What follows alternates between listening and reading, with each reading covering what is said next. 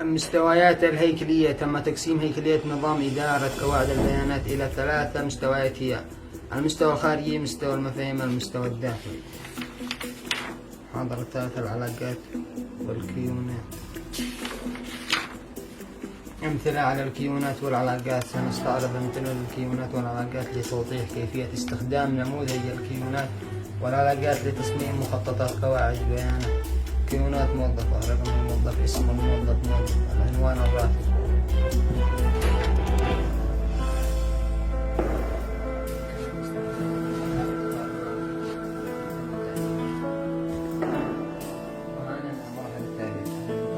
واخي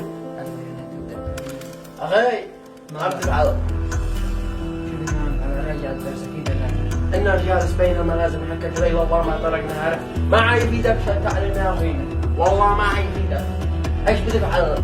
كم عاد تجلس بين الملازم؟ كم عاد تجلس طول حياتك تدرس لي حيلي؟ مش أنا زيك فوق الجو 24 ساعة. اسكراجع لي. ايش راجع لك انا ما انا شاري شو هذا؟ تعمني درس اكيد انك لفلحت في تعليم ولفلحت في طاعة ابوك عاصي. دحين ما دخل العصيان في التراتب. اكيد لك ما سمعت كلمة الاشجاع. ايش قاعد؟ صدق لما قال لك صغرك الحين شيت الهني عن تعليمي ارجع زيك. اخي لاني اخوك الكبير المفروض انك تنصحني تعلمني مش تلهيني زين. لانك تذاكر زيي. لا خليك فوق جوالي. هو احسن لي اجلس فوق جوالي زي ابليس. فوق جوالي احسن لي 1000 مرة. جالس يقول لي تعليم. إنها حرام ما في له بيجي أما ندخل بسوي لي حلقة ولا ما يجي. لا. نتحاسب بتطبيقات التسوق الإلكتروني. بدون صدق الناس ما يفتكرنا. ده معجون يا دكتور. نحن ما لكم من بدي تسووا الفتاوي من أين؟ كل واحد يختلف أي دكتور. هذا عضة كلب ممكن يقع فيه داء الكلب. ضروري تسحبه. على الرجال بالسعادة والمال والبنين والفرح والرزق بدون صدق الناس ما يفتكرنا.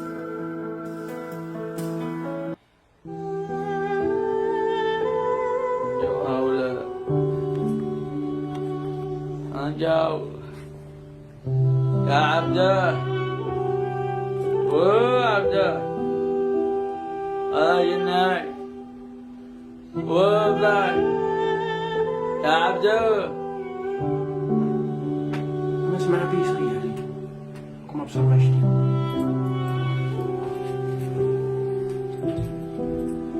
هابا بتصيح يا هابا. ما تشتي صيحت لي. انا صيحت لك انا اول.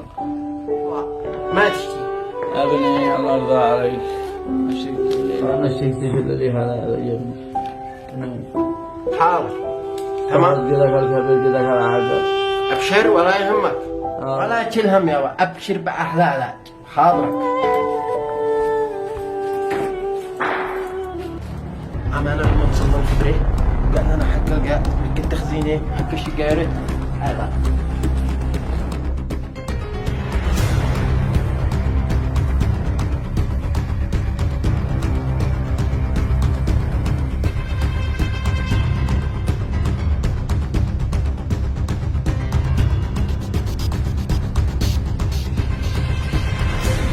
السلام.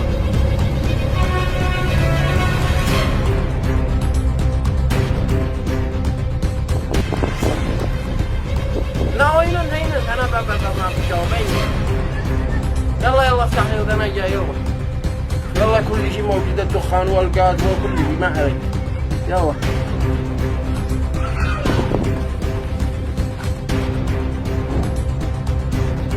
السلام عليكم.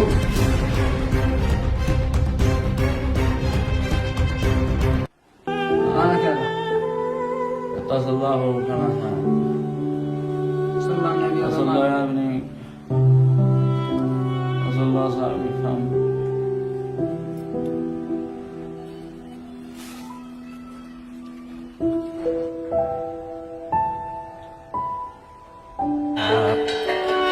ايوه خزنوا وكيفوا مباشرة. هي ما قد وشي هذا الجنين ما قد وشي هذا يابا أخي ما رضى يرد يابا، مالك؟ ما رضى يرد. ما رضى يرد، مالك؟ انت بعرف انت بعرف. دقيقة يا باشا اتصل الدكتور. يا ابني ما عاد شمع. اتصل الدكتور يا باشا. الله يسامحكم. الو يا دكتور، وين انت؟ تعال بسرعة على البيت، ابي مريض بين الحياة والموت. اسرع اسرع اسرع بسرعة. يلا مع السلامة.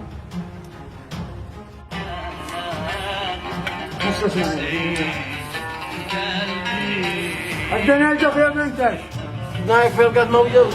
الناس طلعنا من ظهر الشيء ذا.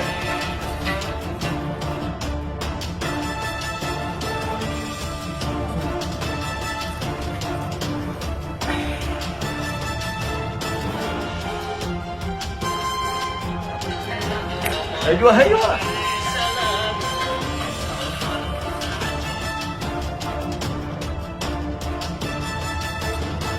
للأسف أبوك توفى. أبا أبا أبا أبا أبا. خلاص يا أخي خلاص، الحمد لله. ترحم عليك ترحم عليك.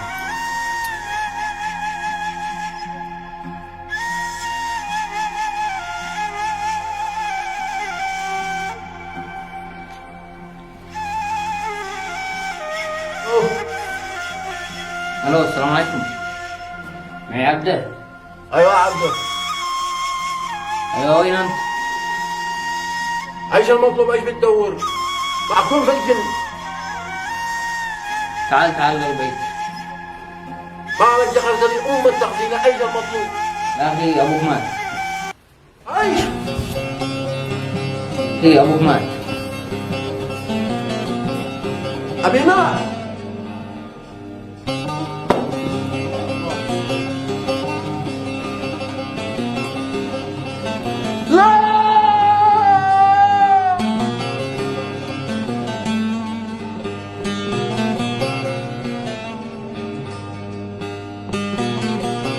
مات بسببي.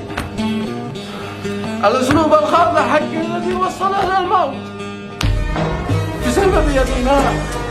والله لو اني جبت لها العلاج انه بخير. اسلوبي الخاطئ الولعة دمرت لي. والله انا سبب في موت ابي. انا السبب. ابي ما يسامحني.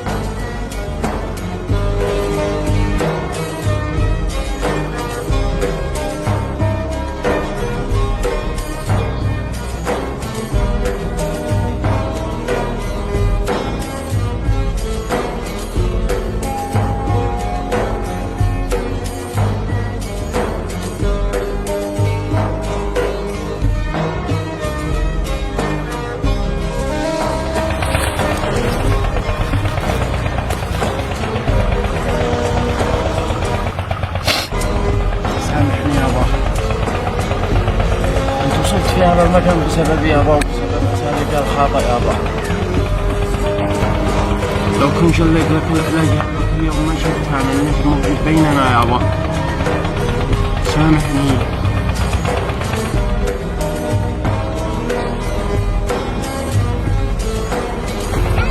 سامحك يا اخي، سامحك علي. ماك علي؟ على عصيانك ولا على إهمالك؟ ولا يسامحك على تمردك؟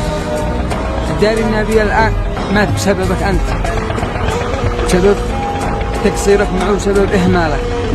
والسبب الثالث أنه لكن عليك أنت وسبيت له العلاج وأنت داري النبي فيها القلب. بس على فكرة في قلبه طيب وبتسامحنا كلنا قبل ما يموت.